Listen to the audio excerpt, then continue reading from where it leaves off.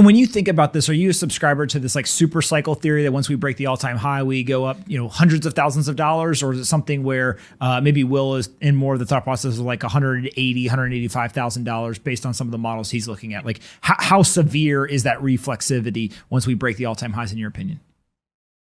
Yeah, I mean, I'm a little in both camps. So, I mean, one is like, I'm just going to be looking at the data, but I think there's a real chance, and I don't know if it happens in 2022 or 2024, but at some point, Bitcoin's success is going to just be so obvious, and the narrative is not going to be between, with us just kind of niche, econ nerds or, like hardcore Bitcoiners, like libertarian kind of thing. I think that's even shifted recently, but it's going to be, oh my God, the legacy financial world. It's like, I'm sitting on $1 trillion bond tranche and I'm getting a negative yield, right? Like these guys that are basically still locked in, they can't get Bitcoin exposure yet. But if an ETF comes, as it just gets more mainstreamed, intertwined with, the legacy system, companies like NYDIG and all of this, they're going to unlock trillions and trillions of dollars of capital to access the Bitcoin markets. And the most bullish aspect is that when you're looking at a liquid supply, when you're just looking at the free float of this thing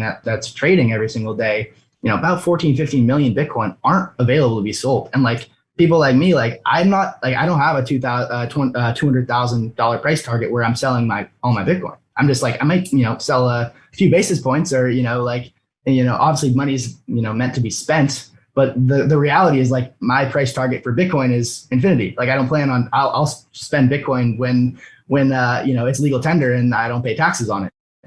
And so like, I think that's the reality here. And you're going to have tens of trillions of dollars chasing, a few million Bitcoin. And so, do the math on that. But ultimately, I think at some point over the next 5 to 10 years, maybe, I don't think it gets that far, the dollar price becomes somewhat irrelevant as trust is lost.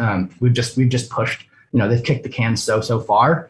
And what happens next time the legacy markets crash? Well, the Fed's used all its ammo, and it's gonna just they're gonna blow the load again, and it's gonna get, I think it's gonna get kind of crazy. So super cycle, not entirely sure. I think naturally there's going to be boom and busts. 50% drawdowns are here to stay, especially with how over indebted the legacy system is, right? You're going to see these huge cascades just because of how much debt is in the system. And then how much impairment that causes with the legacy system. Fiat money's created through lending, but it's also destroyed through debt default, right? So when that happens, you're going to see just massive drawdowns in equities, real estate, Bitcoin. Like that's just where we are in the system. And so they're going to have to reinflate it all, and that's when Bitcoin trades to 7 figures.